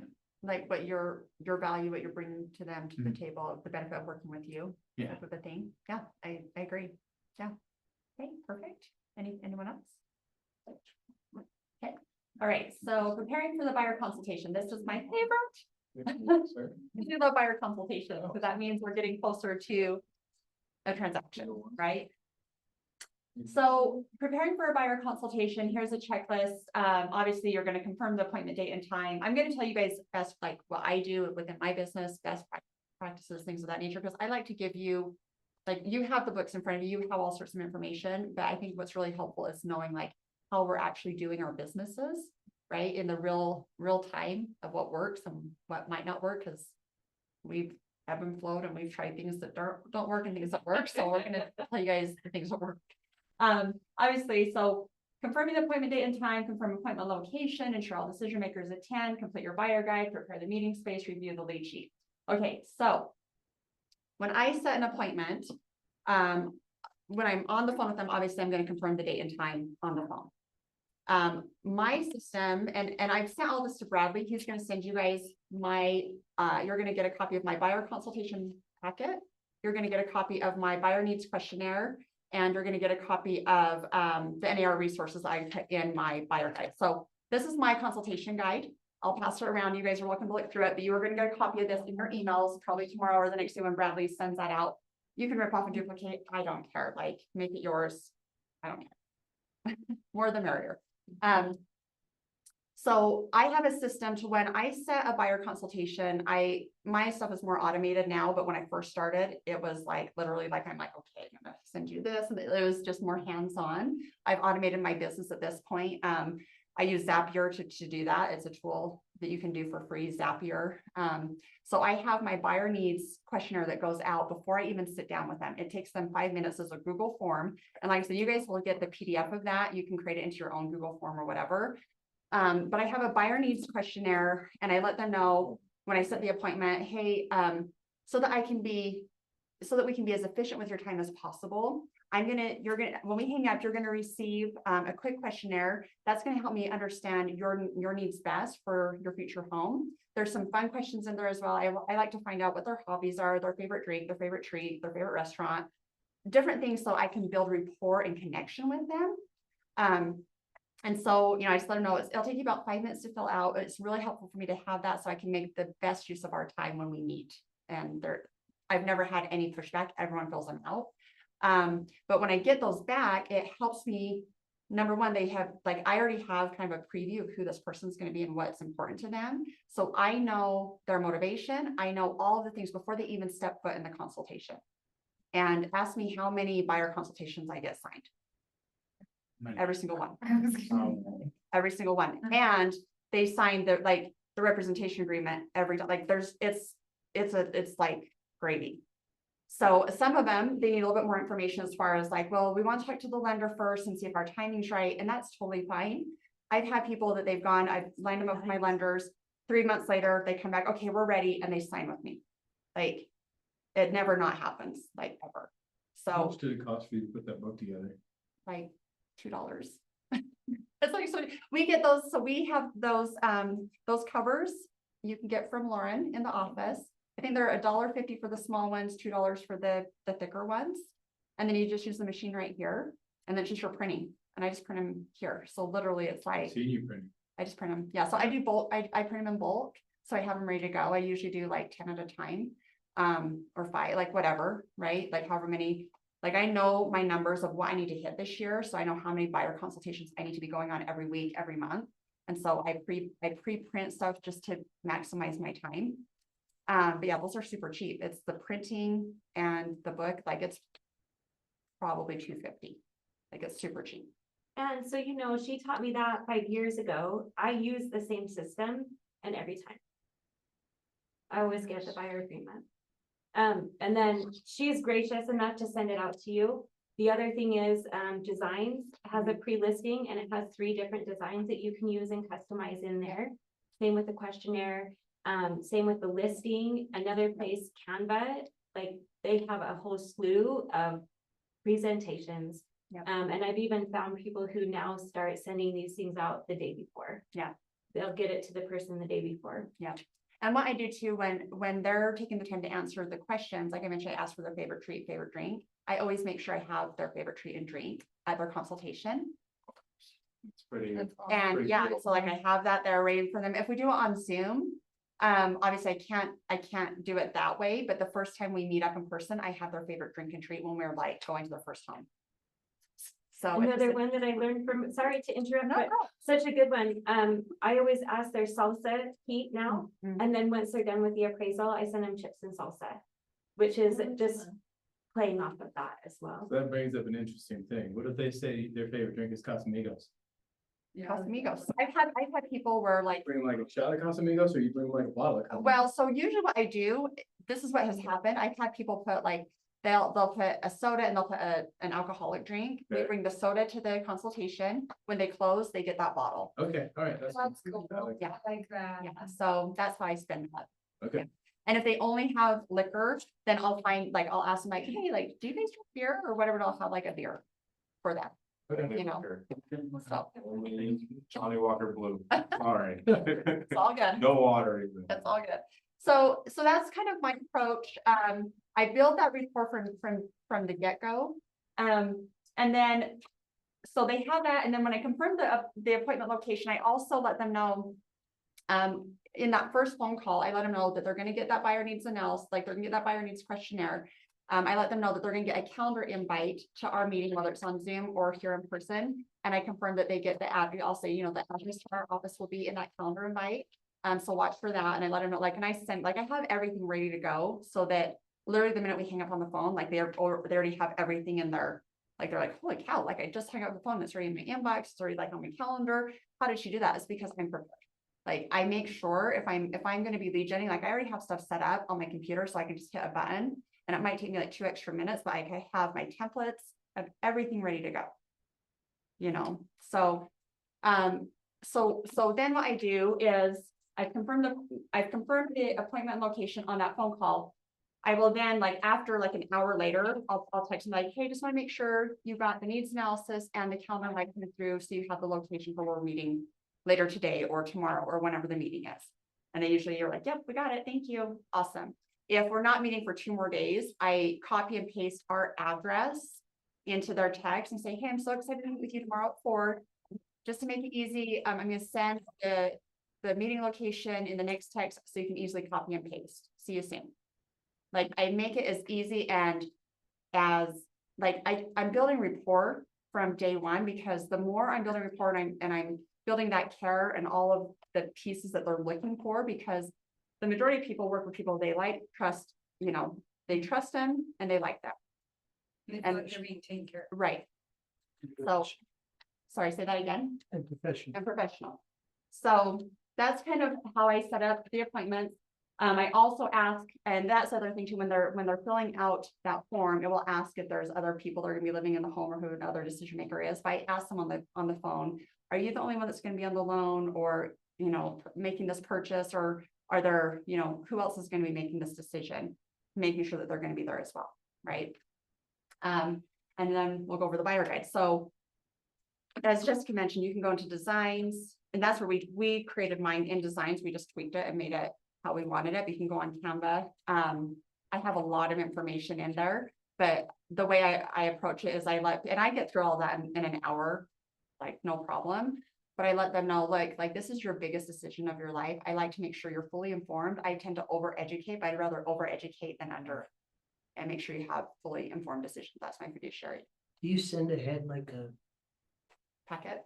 kind of like a thing for them to look at? No, I don't. I just send them the needs analysis, because I want to have them to have a reason to come in. Once we've met, like if we meet on Zoom, I send them everything via email after we've met, and we do a share screen. But I don't send anything other than the questionnaire, like their needs analysis. Yeah. Okay, and we kind of talked about what I do to get the meeting ready with their favorite drinks and treats. Let me go this way. Okay. Top 10 service areas of the buyer value proposition. So we talked about the needs analysis.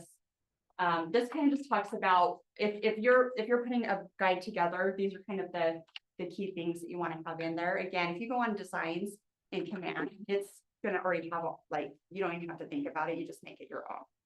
Okay. You want to add anything on this slide, Jessica? The only thing I do want to add is, remember that Christy's been doing this for more than a day. Yeah. And when I started and I saw her stuff, I was like, yes, I'm gonna do it. And I went home and got so overwhelmed by it.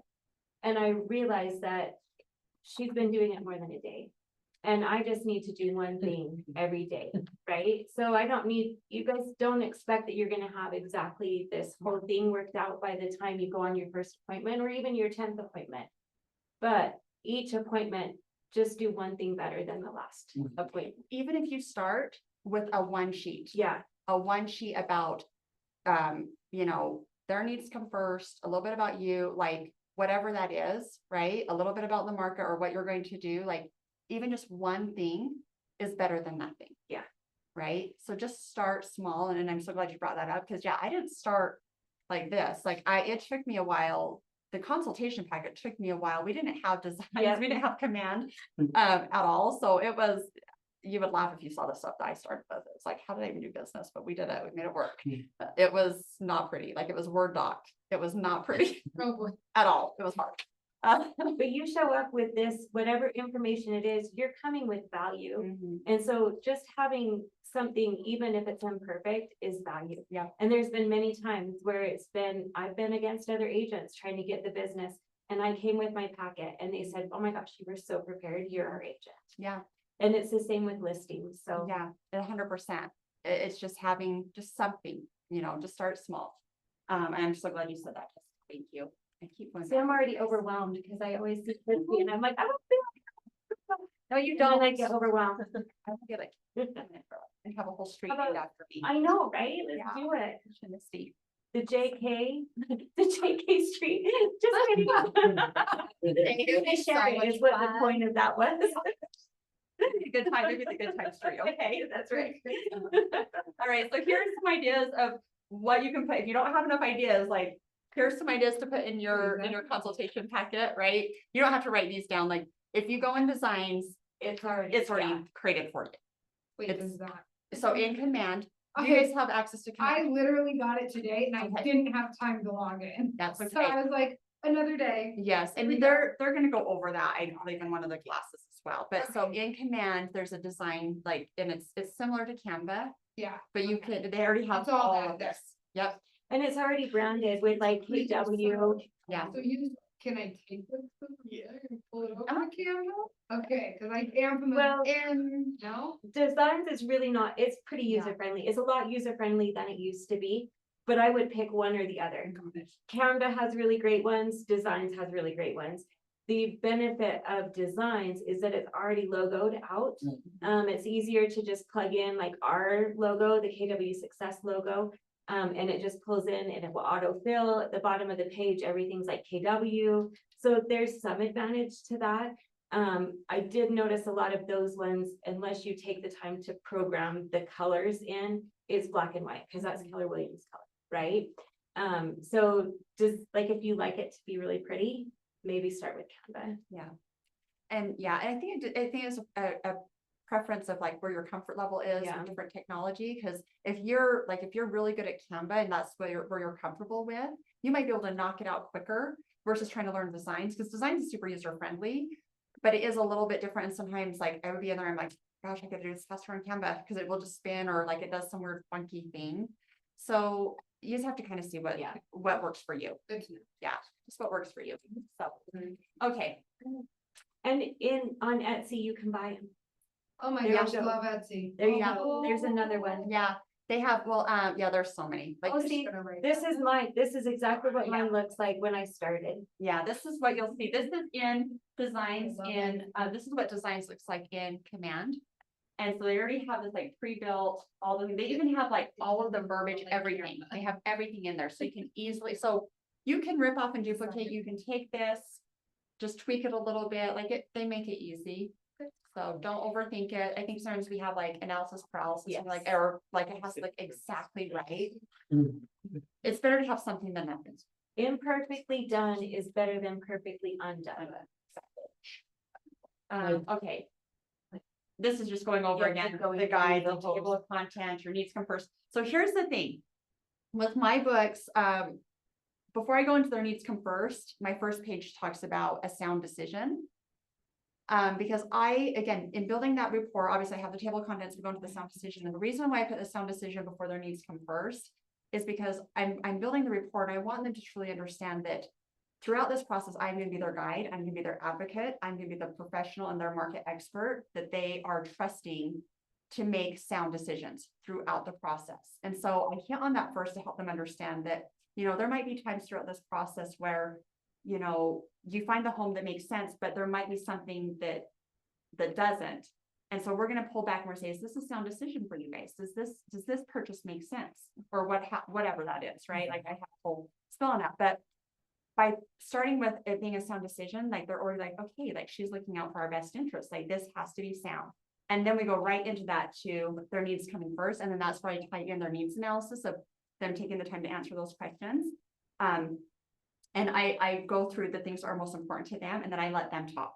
I'm like, so I went through, like, thank them for completing the needs analysis, and I let them know I've read through everything. I'm fully aware of what's important to them. I'll touch a few little pieces so they know I read it. And then I'll say, tell me more about that, because this is your home, this is your money. I'm just your guide. I really want to make sure I'm understanding how we're going to make this the best experience possible for you. And then I let them talk. And in that, then I'm getting like more information and building more rapport. Okay. So again, I'm just going to keep scrolling through this. This is their wish list. This is where, I have the needs analysis that they get beforehand, but you can do this.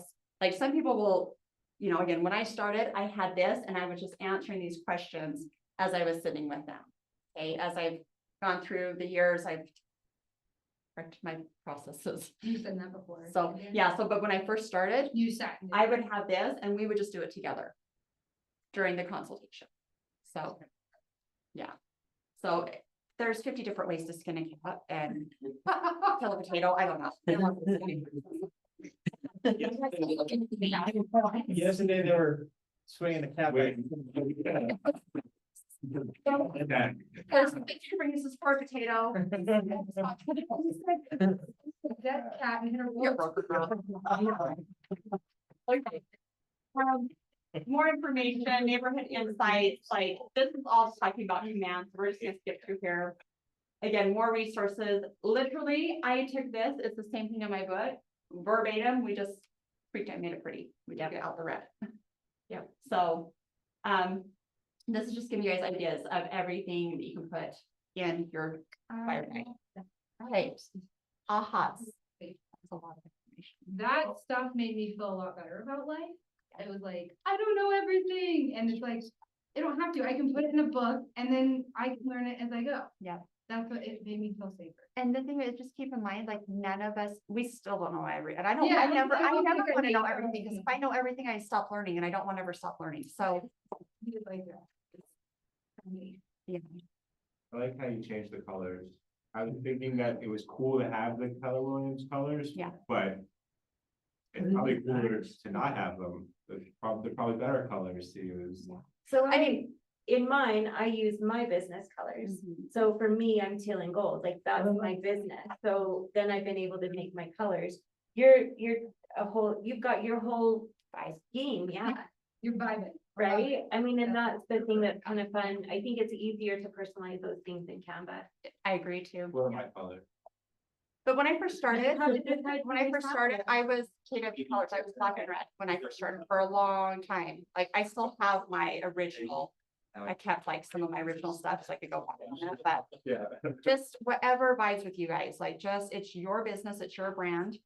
And it can be like I said, I started black and red and And just super basic. keep it simple to start and you will Keep it build simple. over time. And the more you do it, the more you'll say, I want to do this differently. Mhm. Oh my gosh, I heard how that person's doing it. I'm gonna do it like that. And you'll just consistently, and then, like you said, you're constantly learning. And you're adding value to yourself and it allows you to add value to your clients. Mhm. Yeah. It's an incredible, this is an incredible. Every time I teach a class, I always get excited about it. Did you say you'd like send us a copy of that, of your book? Yeah, so, I emailed Brad, I emailed Brad everything, so you'll get a copy of the consultation, that one right there, you can take it if you want, you can tell you, I don't care. You'll get a copy of that, you'll get a copy of the questionnaire I send out, it's just gonna be in PDF form, it's not the Google form. Cause I sent the Google form one time and someone didn't save a copy, and so it messed up my whole form, so I had to like recreate it, so I'm like, oh, great. Now I gotta, cause I don't, like, I am an open book, I will share all of my stuff, cause at the end of the day, you're gonna make it yours, everyone has their own thing. And there's plenty of business to go around, like plenty of business to go around. I'm so much more of a collaborator versus a competitor. I would much rather help elevate our industry than just be like, oh, you can't see that, like, Right. because that's not making you better. If we're all making each other better, then we're making the industry better, which is better for the consumer. So that's how I like that. I don't know if we have anything else after this, do we? Yeah, cool. Okay, backwards, but forward, you guys. Okay, we're still going. We're gonna be out of here like in a few minutes. So does someone want to read this? I am knowledgeable and caring and the best agent for these clients. They will appreciate my expertise and preparation and choose me to represent them as they buy a home. Yes, so that is a great affirmation, because talking about our limiting beliefs of the things that we tell ourselves. I was a big proponent, and I'm still a very big proponent of affirmations and the things we tell ourselves. When I first started out that first year and did those 32 transactions, my on my phone, my daily calendar reminder that popped up every morning on my phone at 7 a.m. was your activities reflect a top producer. your activities reflect a top producer, your activities reflect a top producer. It popped up every morning on my phone that whole year.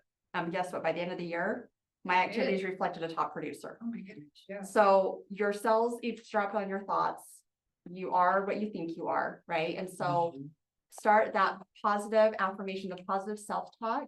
Like I said, I had to have reminders on my phone because I saw that calendar pop up reminder. I was like, oh yeah, my activities reflect top producer. Like I wasn't a top producer. Like I was barely coming back after 7-year hiatus, building a branding book of business. Like I was like, you know, they say fake it till you make it. I'm like, no, I'm facing it till I make it. I like do this thing or like not. So, anyhow, affirmations are huge, you guys. Okay, this is talking about the consultation in general. I think we can just pass through this. Okay, this one I really want to touch on. Love letters equals liability letter. Have you guys talked about this at all? Just like, just to like the The seller. Yeah, talk Yes. about it. This is more times. It used to work. Yeah, so during COVID, when we have no inventory, low interest rates and multiple offers like galore. I remember that. I Yes, heard about that. yes. We were seeing lots of love letters, meaning the buyer was writing a letter to the seller, introducing them all the things about them and their family or whoever's gonna be living in the home Yeah. and why they should pick their offer and all this stuff. Obviously, when we have stuff like this and it becomes a liability letter, there was a lot of fair housing violations because, Serious. yeah, because Oh, during yeah. that time, you're just, lots of people would submit a picture with their letter.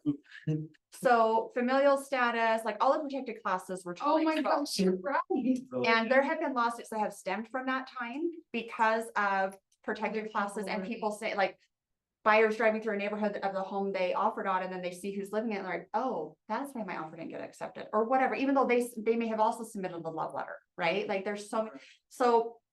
Best practices, when I sit down for a consultation, whether it's with a buyer or a seller, I educate both of them around this because you're gonna run into people where they're gonna say, yeah, my cousin bought a home a couple of years ago and they wrote a letter to the seller and that's what helped them win the house. I never want to, because that's a liability to your client. Our job as a fiduciary is to protect them from lawsuits down the road or whatever. So I explained this during the consultation. I help them understand that is a liability. That is something that definitely violates fair housing. And because you're hiring a professional who knows the legal, like the state and federal laws, I will never put you in a position where we are going to be putting you in jeopardy for a lawsuit or liability. So we will not be offering, like, we will not be submitting love letters. If I'm working with my sellers, I let them know the same thing and I let them know what we still see, because I still, as a listing agent, I'll have, I mean, I just had it on my last listing. I had an agent submit a love letter with their client's offer. Wow. What? Yeah, and because I had this pre-conversation with my clients, I let my sellers know, before we even get the home on the market, I let them know about the love letters and I say, here's how I handle that situation. I said, if I receive a love letter, I reply back to the agent that sent it so that I have a paper trail. Thank you for your offer. It has been received. The love letter will not be presented to my client per fair housing regulations. So I have it in writing, and then I let my client know, I will not show you that letter. Right. It will not be like crossing hands at all. I will let you know, when we're reviewing offer, we have multiple offers or we're reviewing just the one offer. I'll let you know, hey, by the way, they did submit a love letter. And I did reply back to them as I told you I would, and I will send them that correspondence so that my clients have proof that I handled it how I told them I was going to. Right. Like I'll take out the email address of the buyer's agent just for various reasons. Like I don't want my client emailing them down the road or like, Right. there's a lot of reasons. I'm trying to protect all parties, but that's how I handle it. Do you have anything on that you do in your business with love letters and No, just don't do it. just don't do it? You- Yeah. Do you ever have any sellers who are like, I only want to sell my house to whatever type of Oh, yeah. person? And then what do you say to them? I'm not gonna help you anymore. So yeah, so that's a really good question. So on both the buyer broker agreement and the ERS listing agreement, it's right toward the end, it talks about equal housing opportunity.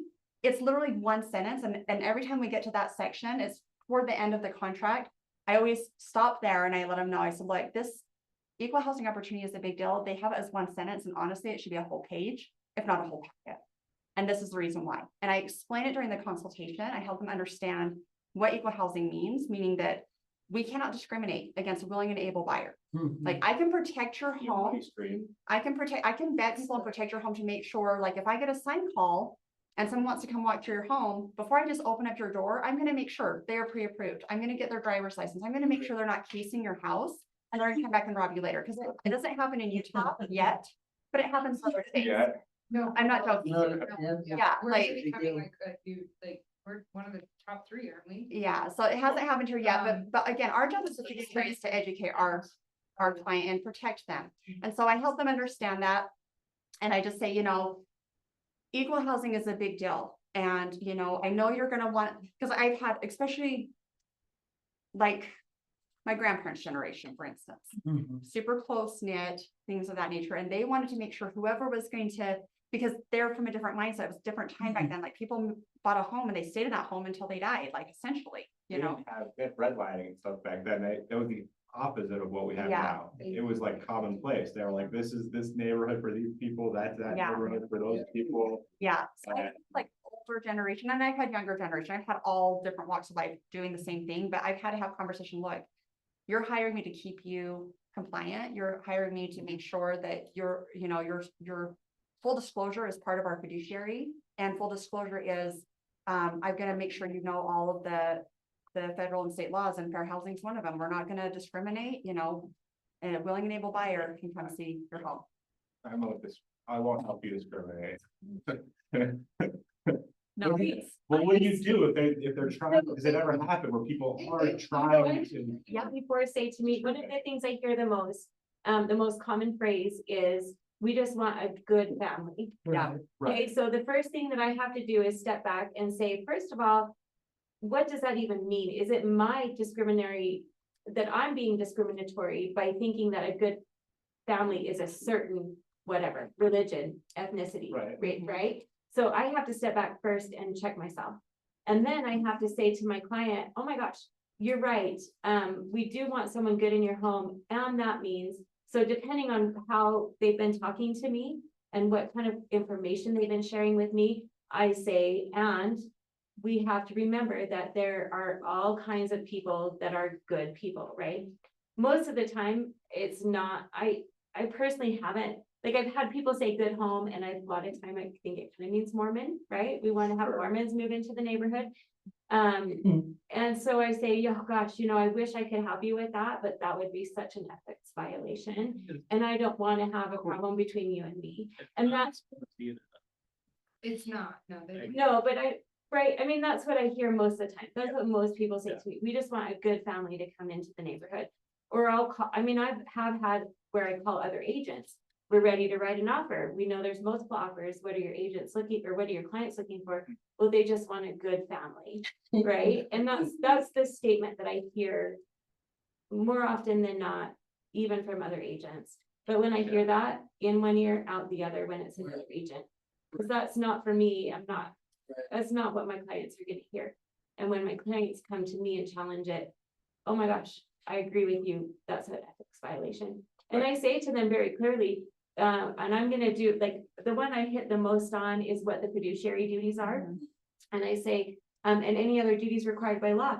And there may be a time during our experience together that you're gonna hear me say, that's a good idea, but it would be illegal.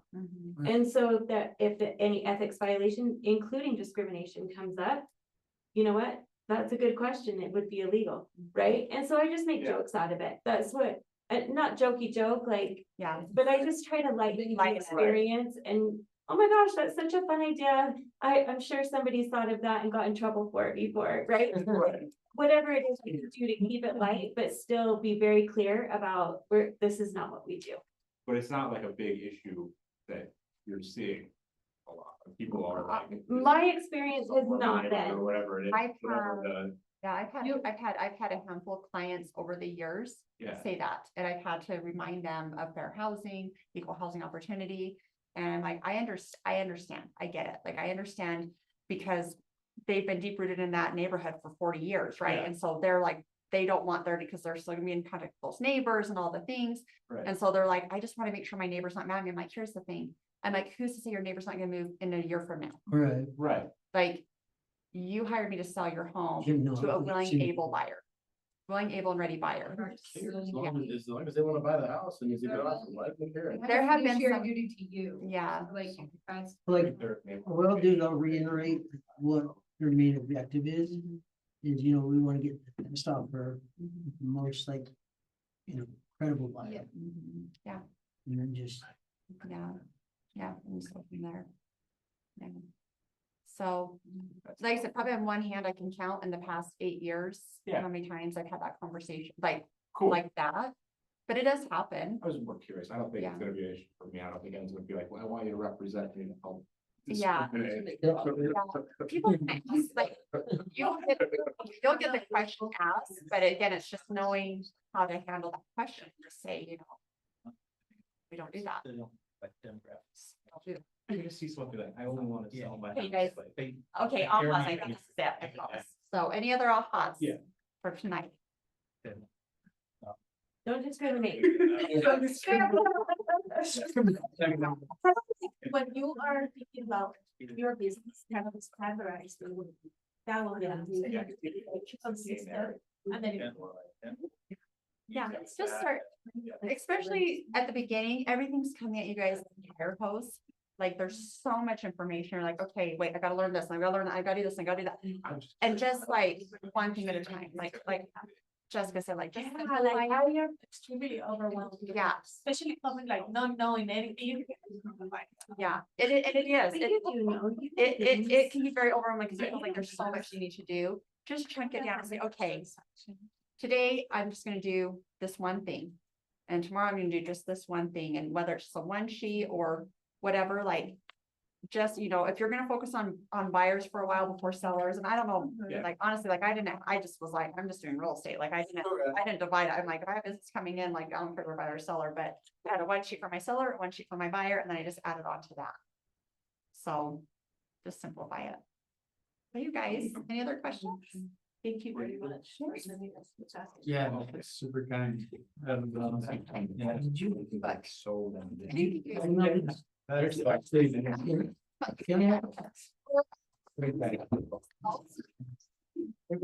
Yeah. Fire, because they helped me just a minute ago. Except. I scanned the QR code from Dustin Davis County. And I sent that to a lead that I have, and she's like, thank you so much. I was like, yeah.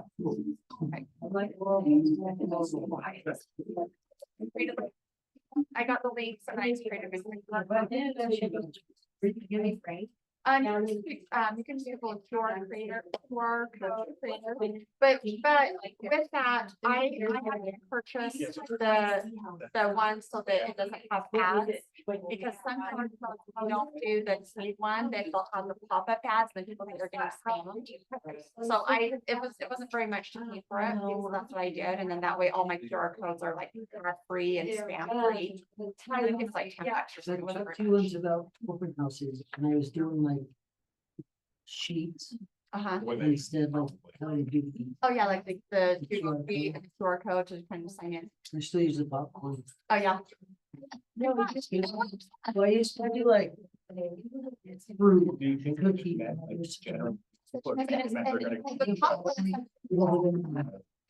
People love it. They like, oh, it's- And people love it, and then if you're talking about it, you follow up, like, what? It's just. It's a laid back way to like lead gen without it feeling like you're yourself, like, you know what I mean? It's just a great way to get into the conversation, and it's different from what any other agents do. And then call on Tuesday or Wednesday, because everyone else is like on Monday. Yes, I like that one too. Yeah. Very much. Thank you for the money. Thanks for bringing the traffic and.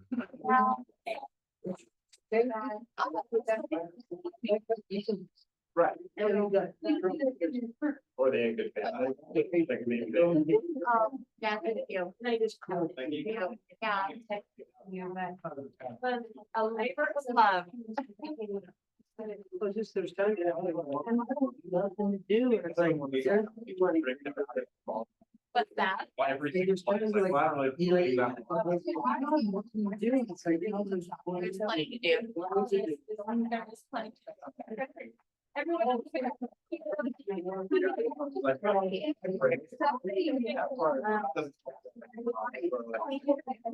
Oh, well, whatever, right? Not a big- Yeah.